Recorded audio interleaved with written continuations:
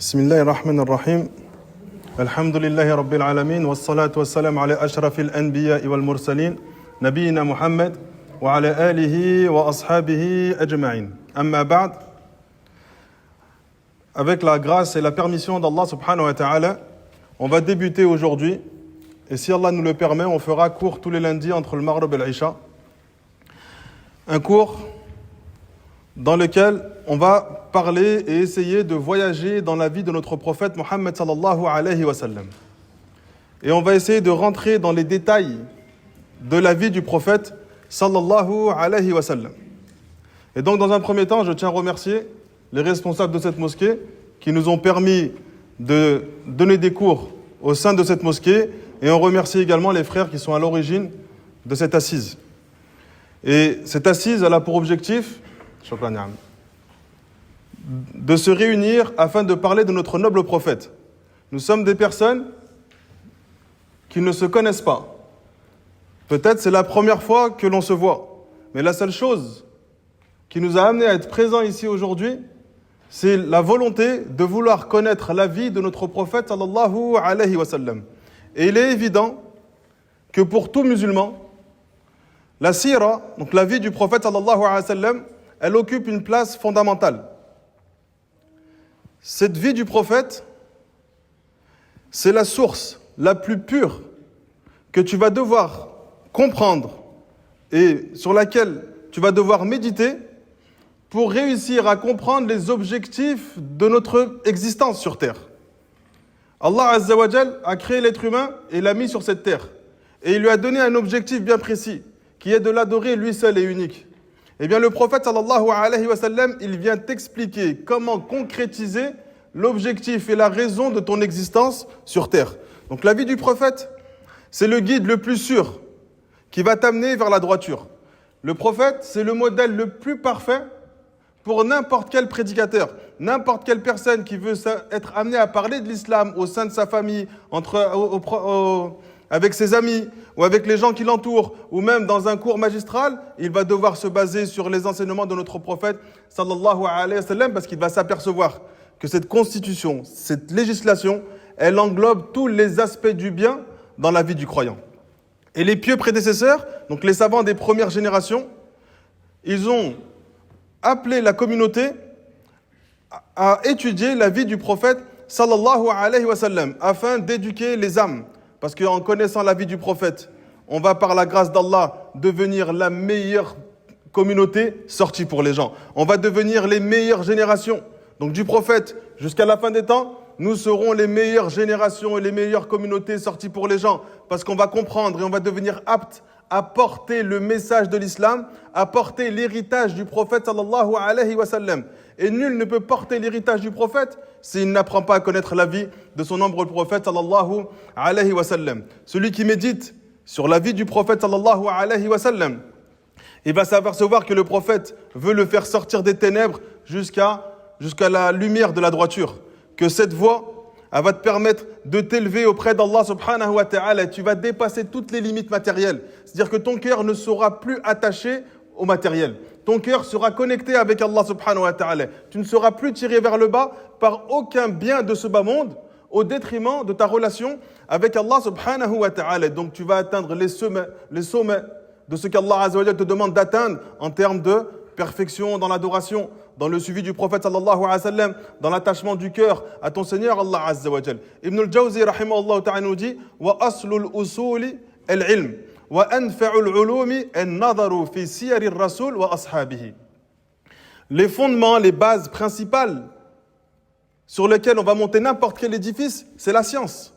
Et la science la plus utile, c'est le fait de méditer et d'observer la vie du prophète sallallahu alayhi wa sallam ainsi que des compagnons qui ont participé à sa vie. C'est pour ça qu'Allah Azza wa Jalla dit dans le Coran Ulaika alladhina hada Allah fabihudahu muqtadi. Ceux-là, ce sont ceux qu'Allah a guidés. Suis donc attentivement et soigneusement leur voie. Donc la vie du prophète, ça va t'apprendre à marcher sur les traces de ceux qu'Allah a lui-même guidés vers la vérité. Le prophète, alayhi salatu wassalam, ainsi que ses nobles compagnons. Quand le serviteur, il étudie et il apprend la vie du prophète sallallahu alayhi wa sallam, il va comprendre qu'il n'y a rien de plus puissant pour lui et son cœur que la vie du prophète pour essayer de créer dans son cœur un élan religieux qui va le rapprocher d'Allah subhanahu wa ta'ala. Tous les prédicateurs, tous les savants, tous les musulmans, ils puisent leur source et leur flamme dans la foi. Cette vie du prophète, elle va rallumer cette flamme qu'il y a dans ton cœur. Cette flamme, peut-être cette lumière qui s'est éteinte et qui t'empêche de cheminer. Chaque serviteur, il a une lumière dans son cœur, mais qui peut être éteinte et assombrie par les péchés.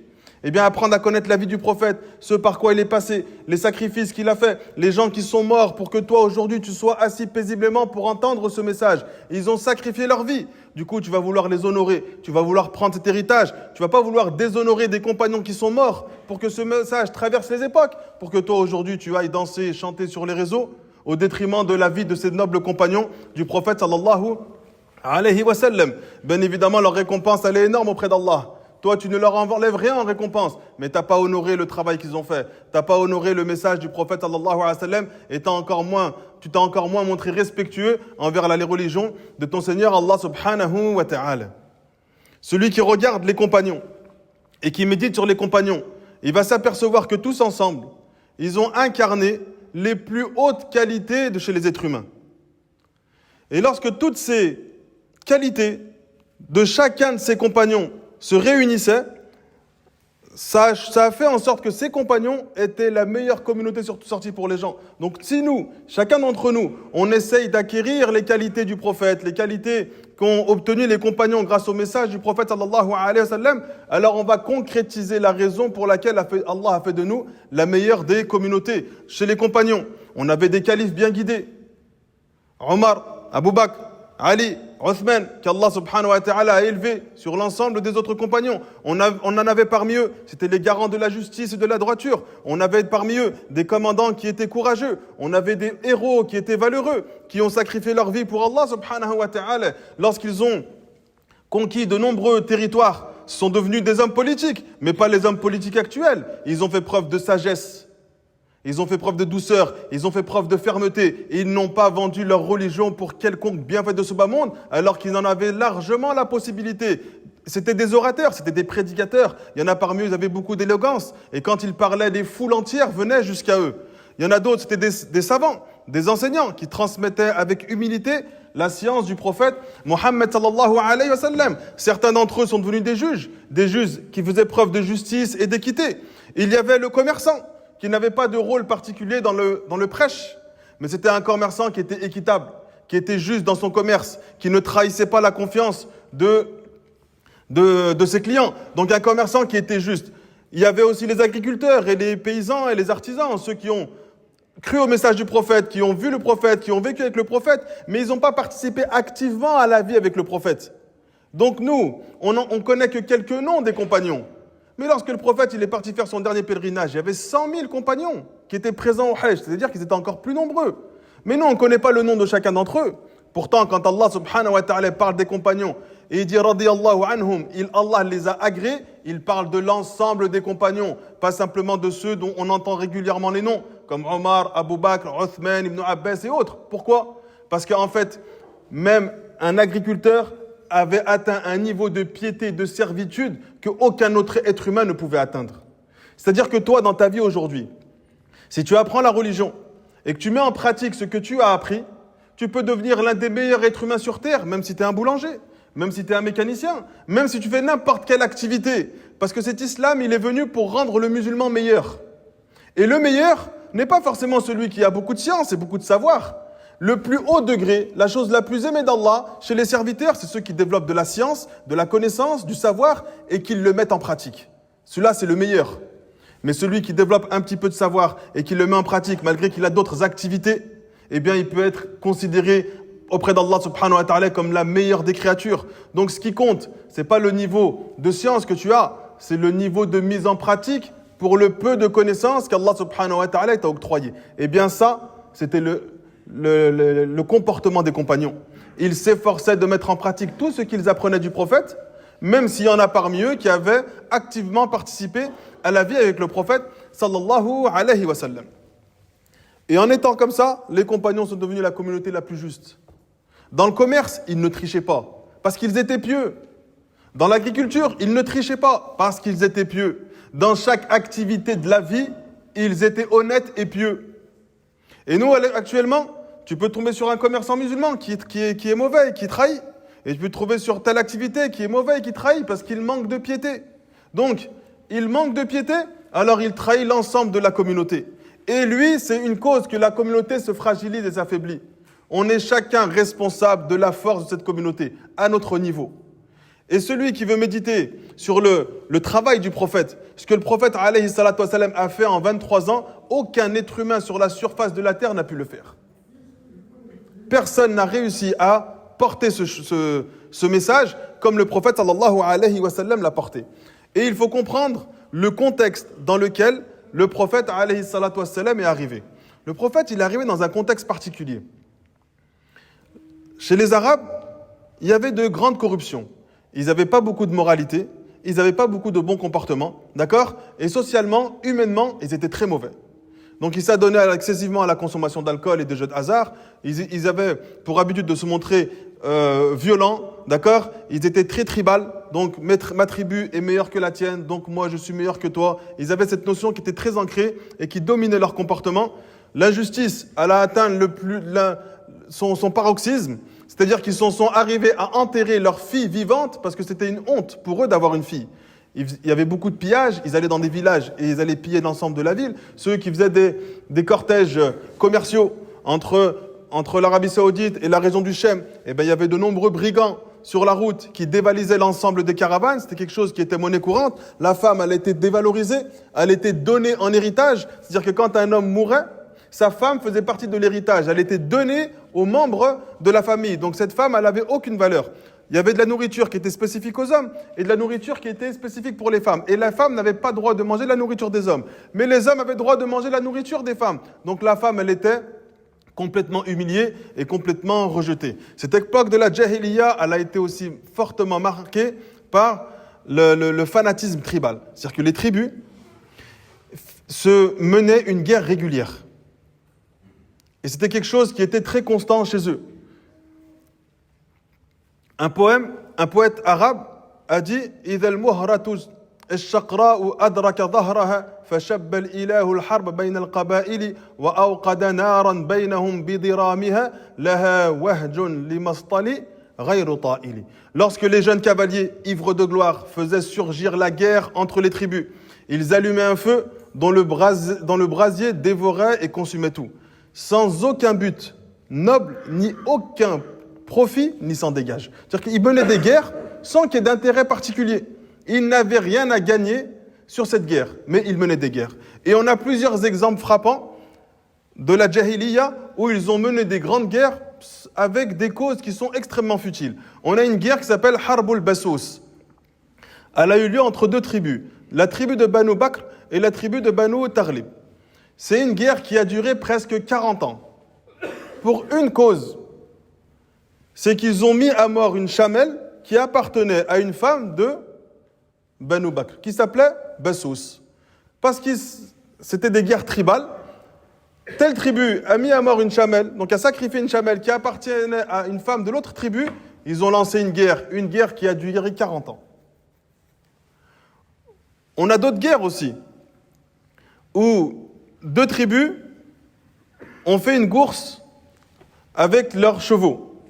Et l'une des tribus, Allah a fait preuve de tricherie et de tromperie pour avoir la victoire. Lorsque cette tromperie, cette tricherie a été dévoilée, à la base, c'est un petit conflit.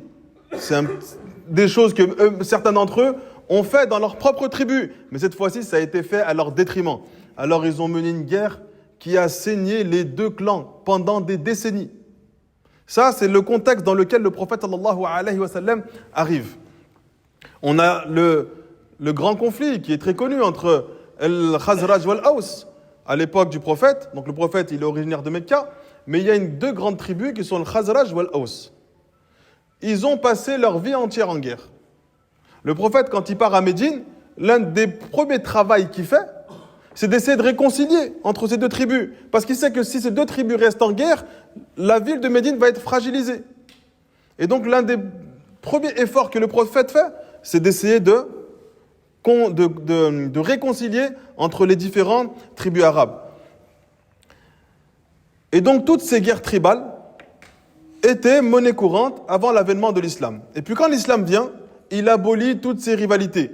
Il va unir toutes ces tribus sous une seule bannière. Tawhidullah.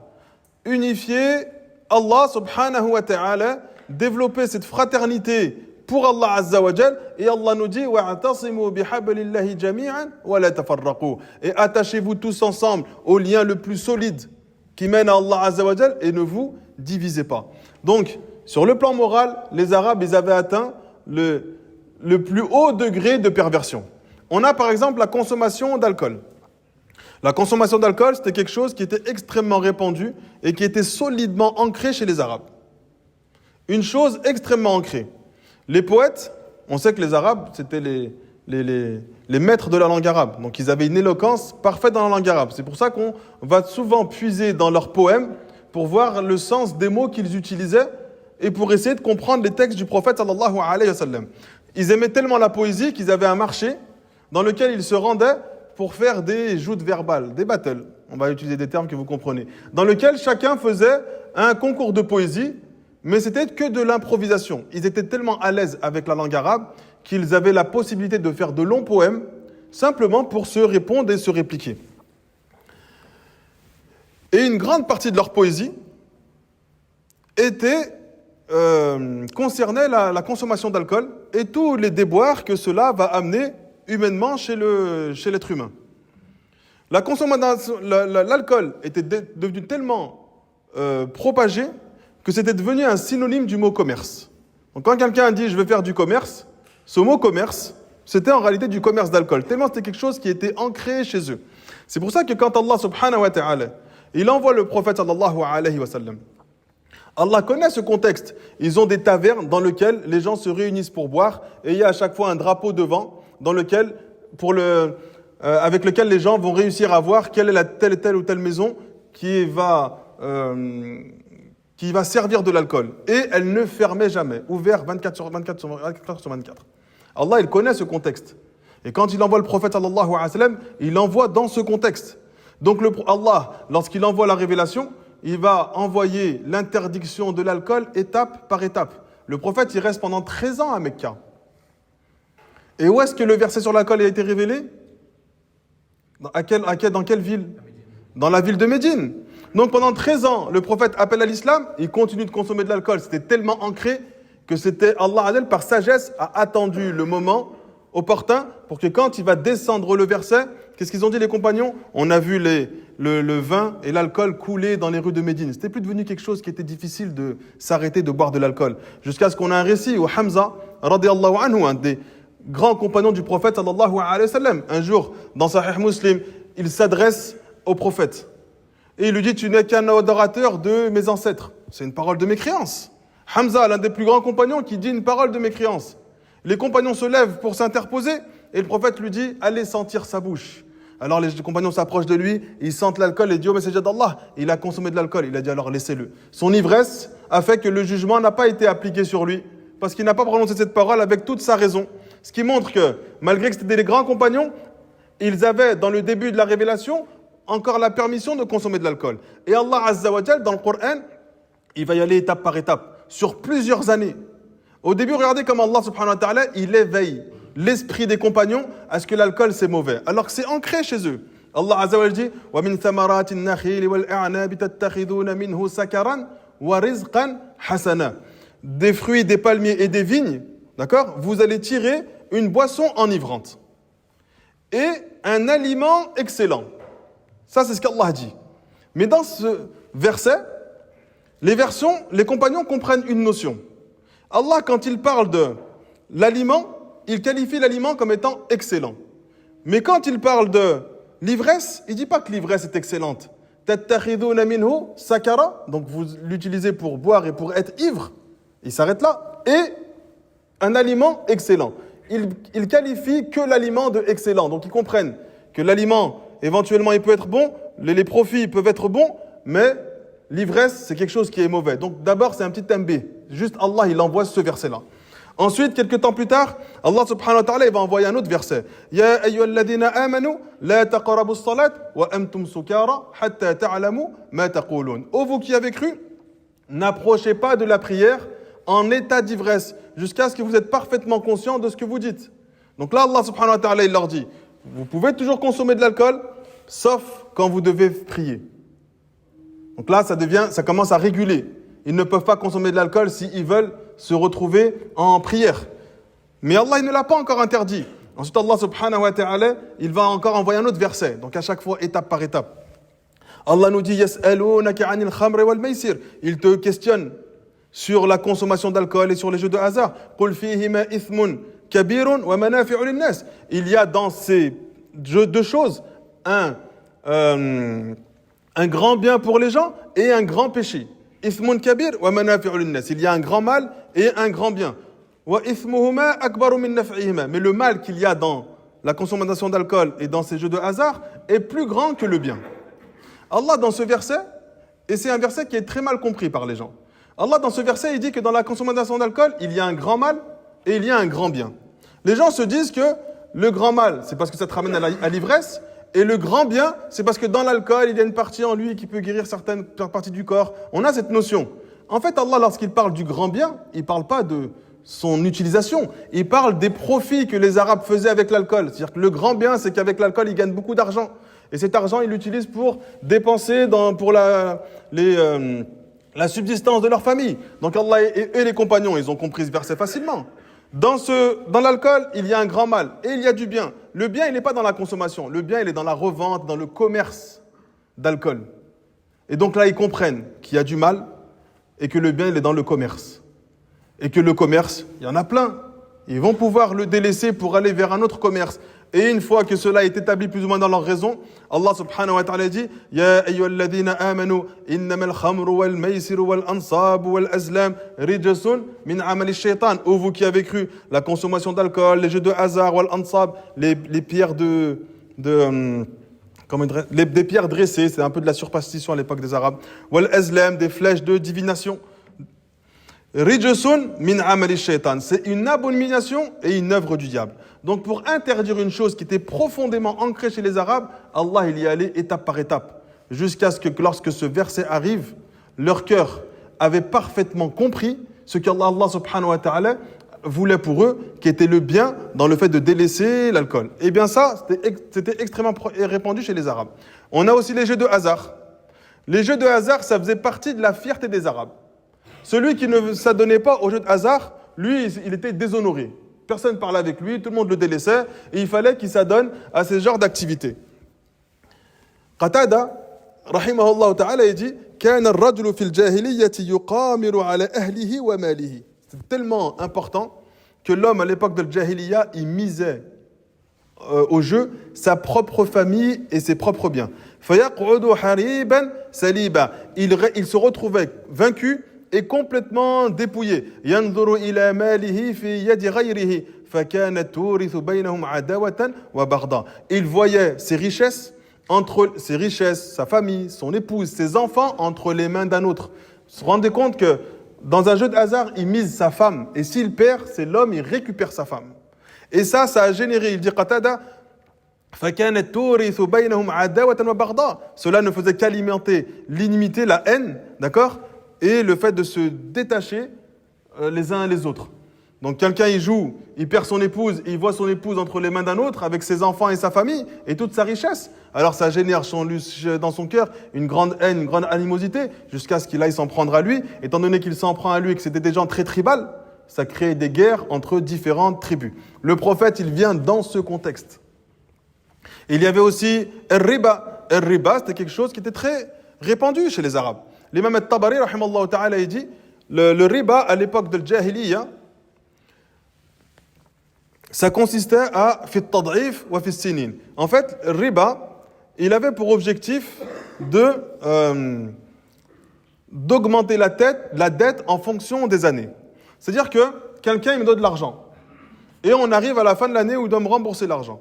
Moi, je vais le voir, je lui dis, tu as deux solutions. Soit tu me rembourses, soit je te laisse un délai supplémentaire, mais après ce délai, tu me dois telle somme d'argent. Donc j'augmente en réalité ce qu'il me doit. Et il dit, par exemple, celui qui avait emprunté une brebis, quand vient l'échéance où doit rendre cette brebis, eh bien, il va devoir en rendre 2. Et s'il ne peut pas en rendre 2 l'année d'après, il va en devoir rendre 3, 4, jusqu'à ce qu'il arrive à tout un troupeau. Parce qu'il ne peut pas rendre. En fait, il n'a pas les moyens. Celui qui était à l'origine du prêt, ça l'arrange, lui. Quoi qu'il en soit, il va récupérer. Même s'il doit faire couler son sang. Il va récupérer ses biens. Jusqu'à ce qu'à la fin, il donne une compensation. Je ne peux pas te rembourser, prends ma femme et mes enfants. Et l'autre, il prend sa femme et ses enfants. Tellement il n'avait pas les moyens de rembourser cette dette. Et bien ce riba, il était extrêmement répandu. Pour eux, c'était un commerce. Ça, pour eux, c'était une manière de faire un commerce. Il y en a, ils faisaient que ça. Ils prêtaient de l'argent, ils savaient qu'il allait avoir des difficultés, et donc à chaque fois, ils récupéraient bien plus. C'est pour ça que quand Allah il interdit le riba, qu'est-ce qu'ils disent eux? Innamal bay' mithlu riba. Mais le commerce, c'est la même chose que le riba. Dans leur esprit à eux, c'était la même chose. Et donc, ils donnent cette réplique au prophète Mohammed sallallahu alayhi wa sallam. Ça a créé de nombreuses guerres. Celui, il ne peut pas rembourser, il dit, je vais aller le tuer. Comme ça, je ne lui dois plus rien.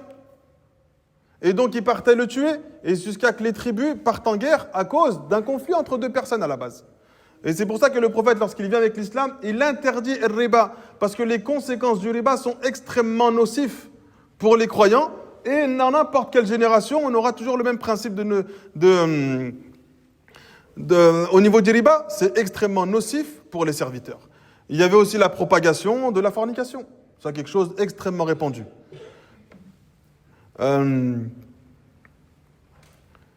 La fornication, ce n'était pas quelque chose qui était considéré comme honteux. Les hommes prenaient les femmes qu'ils voulaient. Les femmes s'offraient et se donnaient aux hommes qu'ils voulaient. Aïcha radiallahu anha, elle rapporte, comme cela est mentionné par l'imam al-Bukhari, rahimallahu ta'ala, elle dit le mariage, à notre époque, à l'époque du prophète sallallahu alayhi wa sallam, était de 4 manières. On se mariait, on créait une union de 4 manières. Ça, c'est dans le mariage. On ne parle même pas de la fornication. Là, on parle de la manière dont ils se mariaient. Elle dit le premier mariage, c'est le même mariage que notre mariage actuel.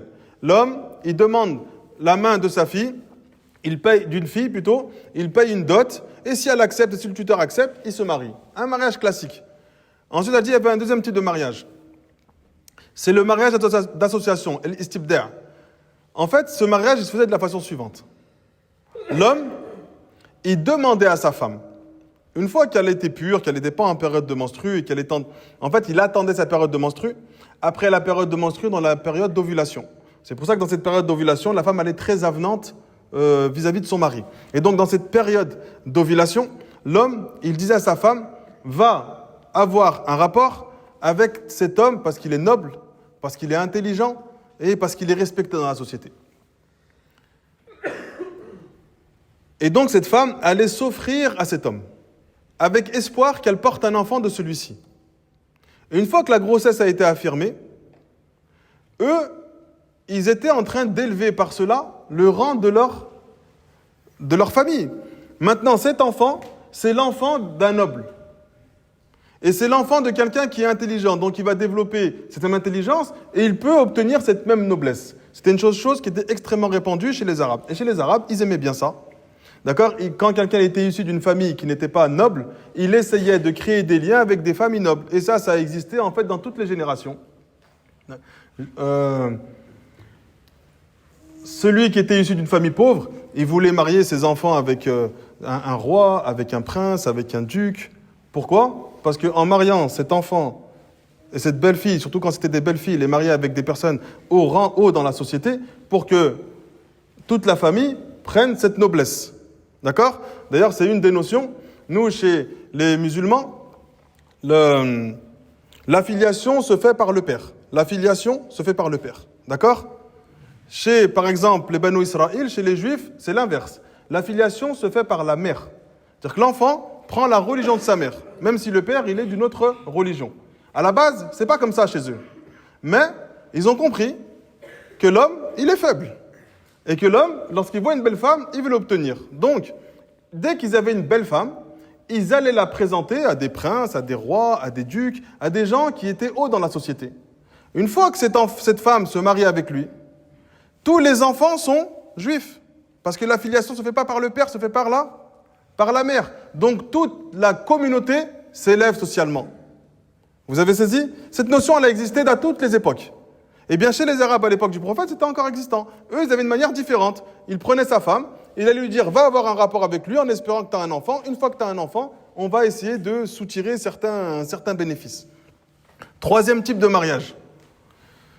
Un groupe d'hommes d'au moins 10 personnes. D'accord? De minimum 10 personnes.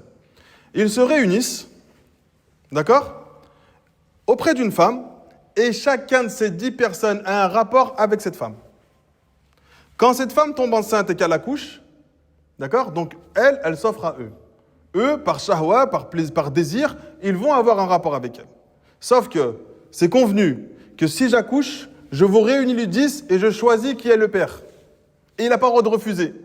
Ils se mettent d'accord comme ça. Et donc une fois qu'elle est enceinte, une fois qu'elle accouche, elle choisit. Lui, c'est le père. Et tu n'as pas le droit de refuser, même si à la base, ce n'était pas toi. Ça, c'était un type de mariage à l'époque du prophète sallallahu alayhi wa sallam. Quatrième type de mariage qui montre dans quel contexte le prophète arrive.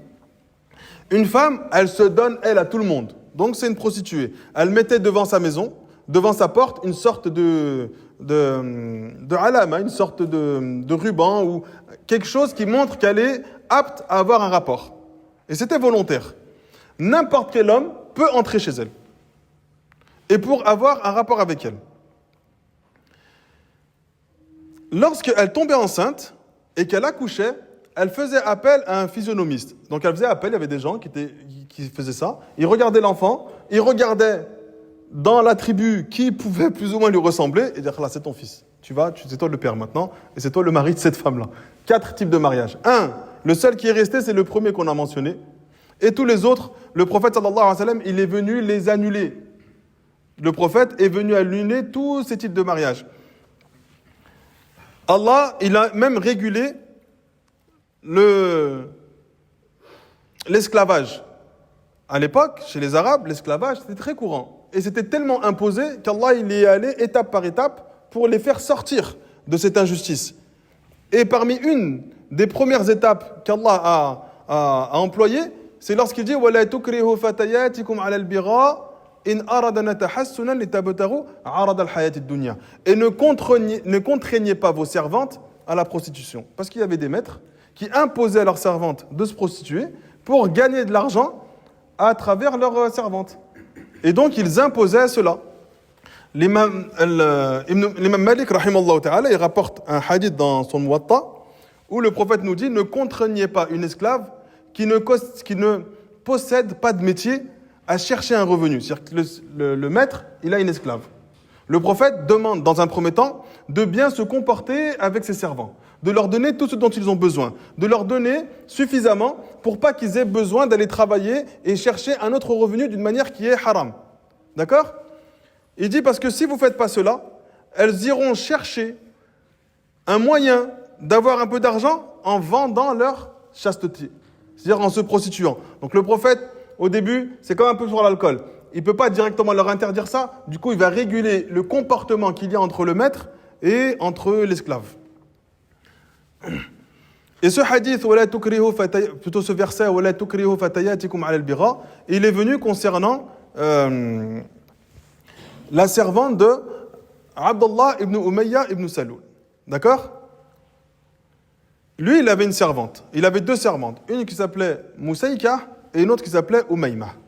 Ces 2 servantes, c'était des servantes et des esclaves chastes. Elles ne voulaient pas, d'accord, s'offrir aux autres. Lui, il les forçait à avoir des rapports avec... C'est comme s'il vendait ses servantes pour avoir plus d'argent. Ces 2 femmes, elles sont parties se plaindre au prophète sallallahu alayhi wa sallam et Allah azza wa jal, il a révélé ce verset وَلَا تُكْرِهُ فَتَيَاتِكُمْ عَلَى الْبِغَاءِ et ne contraignez pas vos esclaves femmes à se prostituer si elles veulent rester chastes afin de rechercher les biens de la vie d'ici-bas. Donc en fait, ce qu'il voulait à travers ça, c'était gagner encore plus d'argent. Et cet homme, Abdullah ibn Ubay, il possédait plusieurs esclaves et il faisait ça avec chacune de ses esclaves. Et donc il tirait de l'argent ou des bienfaits matériels en vendant chacune de ses esclaves. L'islam, lorsqu'il arrive avec cette notion, le prophète Afwan, lorsqu'il arrive avec cette religion, il abolit cette pratique. D'accord ?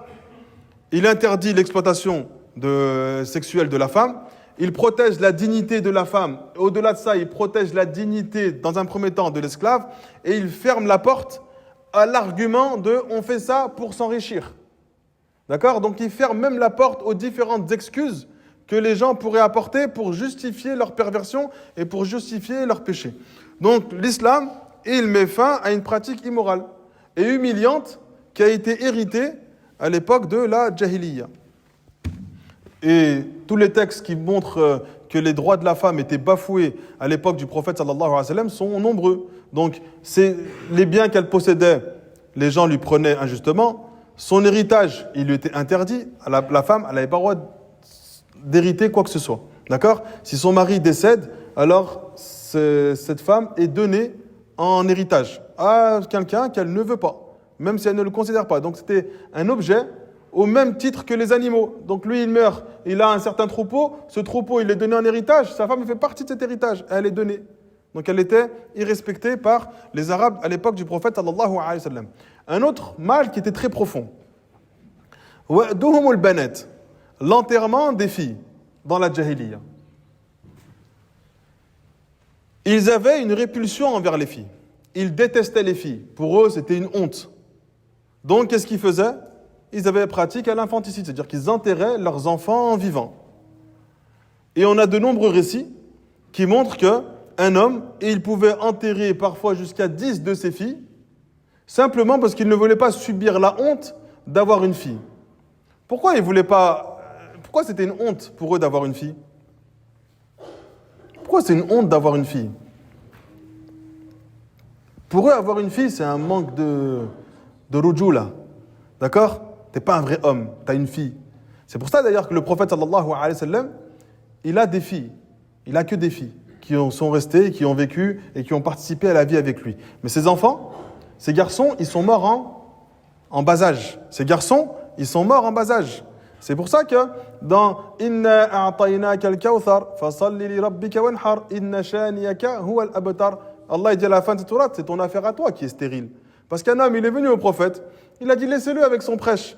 Il n'a pas de descendant, c'est-à-dire qu'il n'a pas de garçon. Son prêche, il va s'éteindre à sa mort. Personne ne pourra prendre la relève.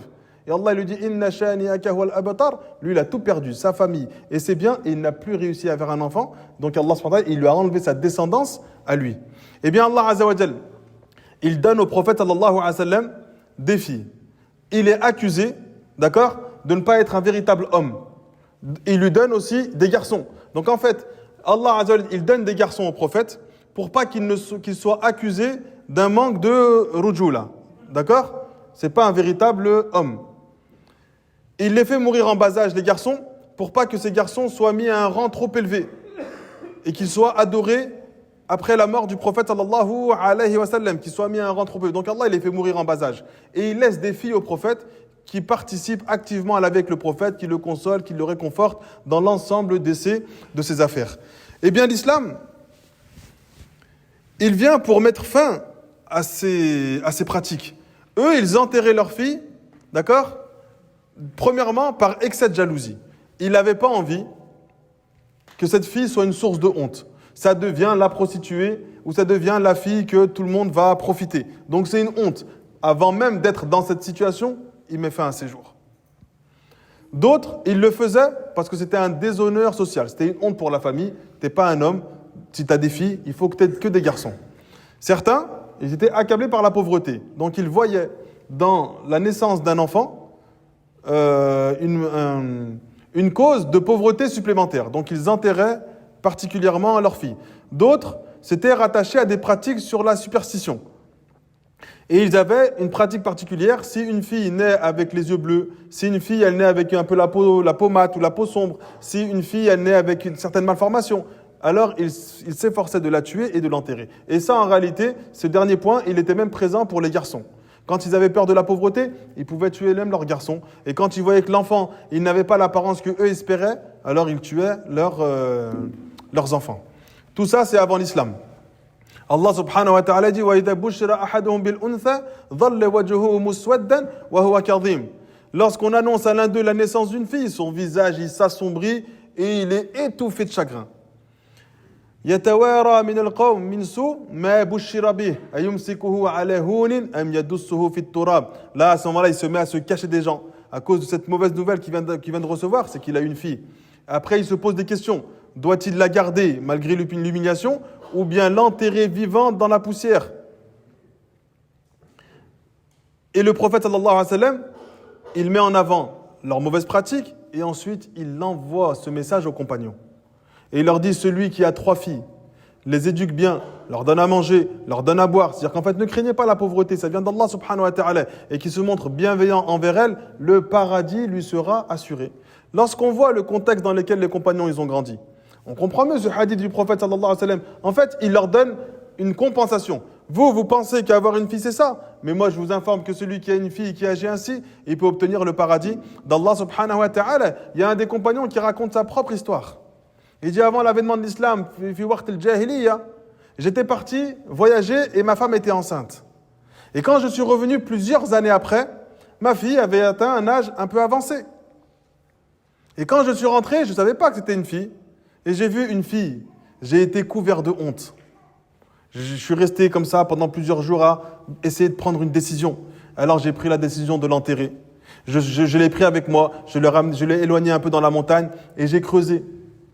Je l'ai laissée vivante et je creusais. Elle pensait que j'étais en train de jouer avec elle. Elle s'est mise à creuser avec moi.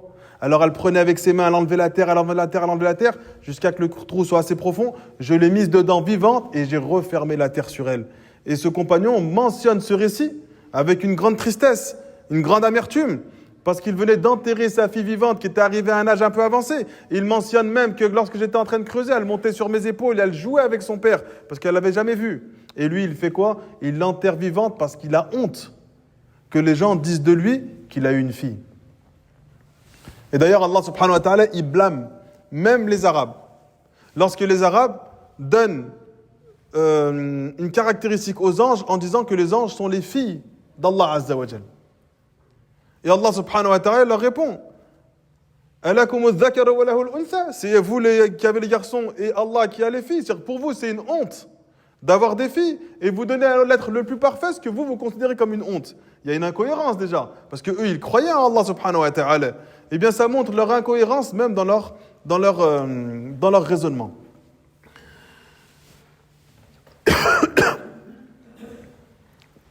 Sa'sa'a ibn Najiyah, il dit lorsque le prophète sallallahu alayhi wa sallam est venu avec l'islam, d'accord, il dit Ja'a al-islamu wa qad fadaytu 300 maw'udatin.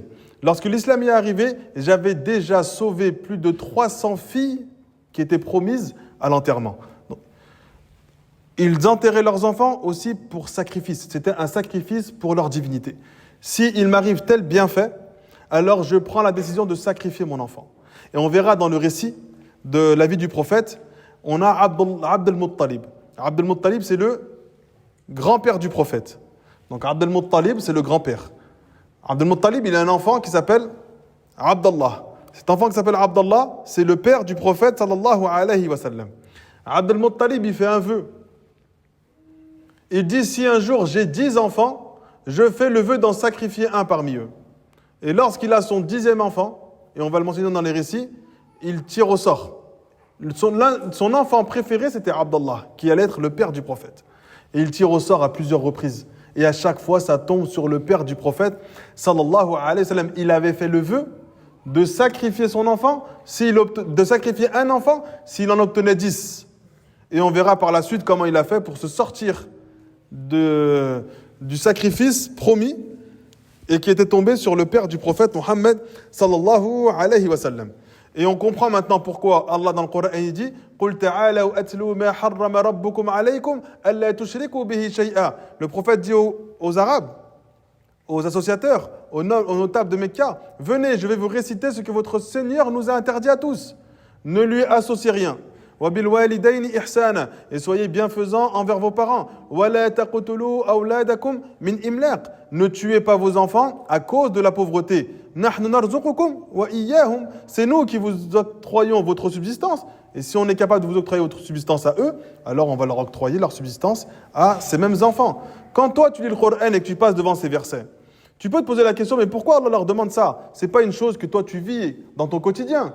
Eh bien, quand tu comprends le contexte dans lequel le prophète est venu, tu comprends de nombreux versets révélés par Allah subhanahu wa ta'ala. وَلَا تَقْتُلُوا أَوْلَادَكُمْ خَشْيَةَ إِمْلَاقٍ. Ne tuez pas vos enfants par crainte de la pauvreté. نَحْنُ نَرْزُقُهُمْ وَإِيَّاكُمْ. C'est nous qui leur attribuons leur subsistance, ainsi qu'à vous.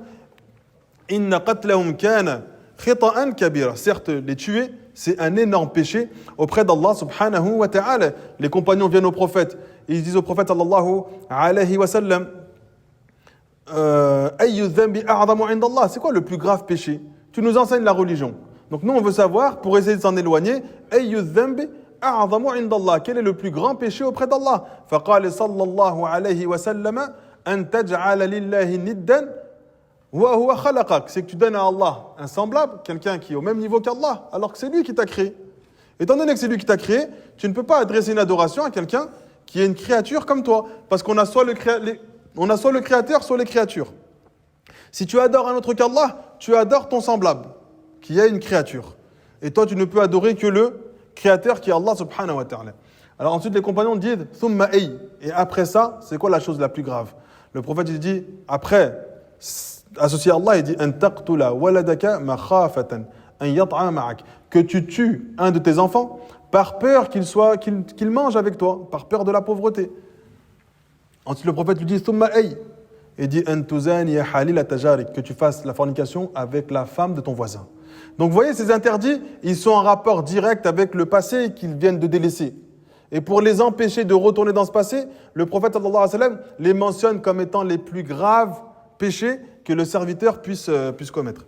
Et donc quand tu vois la vie du prophète, tu comprends comment ces hadiths sont arrivés, pourquoi il parle particulièrement de ça dans le début de la révélation, et pourquoi vers la fin de la révélation, son discours il est différent.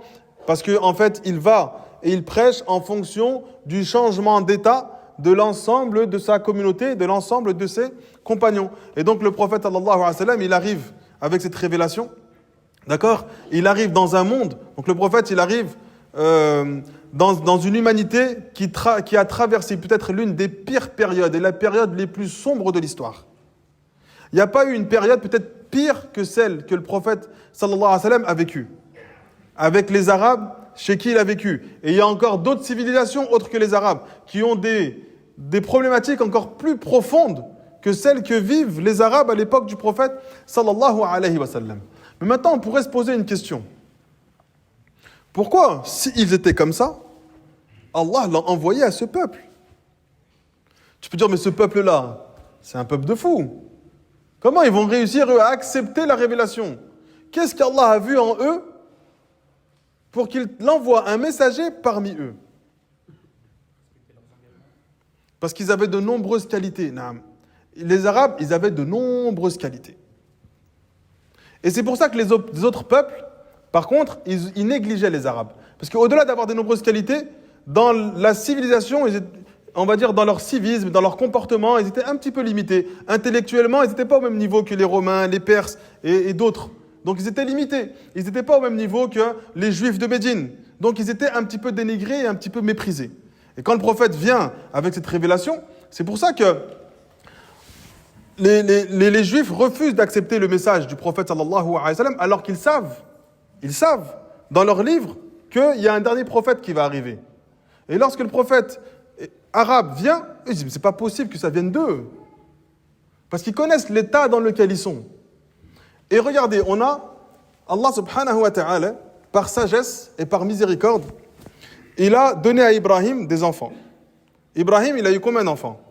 Il a eu Ismaïl et il a eu Ishaq. Donc Ibrahim alayhi salam, regardez bien, pourquoi quand le prophète arrive, tout le monde s'oppose à lui en fait. Et tout le monde manigance contre lui, même quand il arrive à Médine. On a Ibrahim alayhi salam, on a Ismaïl qui est le fils d'Ibrahim et on a Ishaq. D'accord? Ismaïl, Ibrahim l'amène à Mecca. D'accord? Donc il l'éloigne. Pour l'histoire, Ibrahim, il ne pouvait pas avoir d'enfant avec son épouse. Donc, à un moment, Ibrahim, il reçoit en cadeau, d'accord, une servante qui s'appelle Hajar. Dans l'histoire d'Ibrahim, on fait un petit peu d'histoire. Ibrahim, alayhi salam, lorsqu'il est chassé par son peuple, il n'avait que 16 ans, il est jeté dans le grand feu, ensuite il quitte. C'est le seul musulman sur terre. Il n'y a pas de musulman sur terre si ce n'est lui. Et donc, il l'appelle à l'islam. Khalas, on finit avec cette histoire et ensuite on passera, Inch'Allah. On finit juste avec cette histoire. Ibrahim, il quitte. Donc il part. Il traverse l'Égypte. D'accord? Il avance, en traversant l'Égypte, il se marie avec une de ses cousines, qui était une femme qui était extrêmement chaste, extrêmement pieuse. Et donc lorsqu'elle rencontre Ibrahim, elle accepte la révélation d'Ibrahim et le message d'Ibrahim. Il traverse l'Égypte, un roi, il apprend qu'il y a une très belle femme qui n'est pas issue de son pays, qui est en train de traverser. Il fait appel à elle. D'accord? Il essaye de profiter physiquement d'elle. À chaque fois qu'il s'avance vers elle, elle invoque Allah et il devient paralysé. Et il n'arrive plus à bouger. Il lui dit juste, demande à ton Seigneur qu'il me libère. Alors elle demande à Allah, il est libéré. Et il fait ça à 3 reprises. Et ensuite il lui dit, ton Seigneur est plus fort que le mien. Et il s'excuse. Alors il laisse Ibrahim partir et il leur dit, tenez, en guise d'excuse, je vous donne une servante qui va vous accompagner dans votre voyage. Cette servante, c'est Hajar, qui allait être la mère d'Ismaïl. La femme d'Ismaïl ne peut pas avoir d'enfants. Elle a eu des enfants que bien plus tard. Elle lui dit, marie-toi avec notre servante parce que je sais que tu as un désir ardent d'avoir un enfant et tu as déjà atteint l'âge de 80 ans. Alors il se marie avec elle. Sauf que son épouse est prise de jalousie. Elle lui dit, j'accepte qu'elle ait un enfant, mais je ne veux pas l'avoir devant moi. Amène-la loin. Et Allah renvoie une révélation à Ibrahim. Il dit, tu la prends elle avec son enfant et tu la ramènes à Mecca. Donc Ibrahim, il amène sa femme Hajar avec son fils Ismaïl à Mecca, qui est une terre désertique, aride, il n'y a personne. Ils sont là-bas. Ibrahim, plus tard, il a un autre enfant qui s'appelle Ishaq. Ibrahim, entre-temps, il part en direction de la Palestine. Donc il va dans cet endroit-là. Il est là-bas avec Ishaq. Tous les prophètes après Ibrahim, parce qu'Ibrahim, il invoque Allah de préserver sa descendance, tous les prophètes après Ibrahim font partie de la famille d'Ibrahim. Après Ibrahim, il n'y a pas un prophète qui n'a pas un lien avec le prophète Ibrahim. Sauf que tous les prophètes font partie de Banu Israël. De Ishaq, on a Ibrahim, Ishaq, et ensuite on descend. Tous les prophètes. Ce sont des Banu Israël, tous. Eux, quand ils arrivent vers le dernier des prophètes, c'est pas possible que Ismaïl il sorte un prophète. Lui, ça fait déjà des générations, on l'a oublié. Donc Ismaïl, qui était un prophète qui n'a donné naissance à aucun prophète dans sa lignée, c'est pas possible qu'Allah l'envoie chez lui. En plus, c'est un arabe. Il n'est pas arabe de base, mais il a grandi parmi eux et il est devenu arabe. Et donc, il avait une éloquence de la langue arabe encore plus poussée et plus grande que les Arabes eux-mêmes. Quand le prophète arrive avec la révélation, eux, ils sont désemparés. C'était pas possible dans leur esprit qu'il y ait un prophète qui ne descend pas de cette lignée de Ibrahim, Ishaq et ainsi de suite. Et donc, ils commencent, eux déjà, quand ils sont à Médine, à critiquer le prophète et à essayer de décrédibiliser le prophète Mohammed sallallahu alayhi wa sallam. Et donc, dans le prochain cours, on expliquera pourquoi Allah, après ce qu'on vient d'expliquer sur la vie des Arabes, il a envoyé un prophète pour eux. Quelles qualités ils avaient pour que Allah les choisisse, malgré les nombreuses débauches, les nombreux péchés, les nombreuses mauvaises mœurs et mauvaises moralités qu'ils avaient développées tout au long de leur vie. Ilahuna, subhanaka Allahumma wa bihamdik, la ilaha illa anta, astaghfiruka wa atubu ilayk. On essaiera de faire court tous les lundis après le Maghreb, si Allah le permet. Wa barakallahu fikum.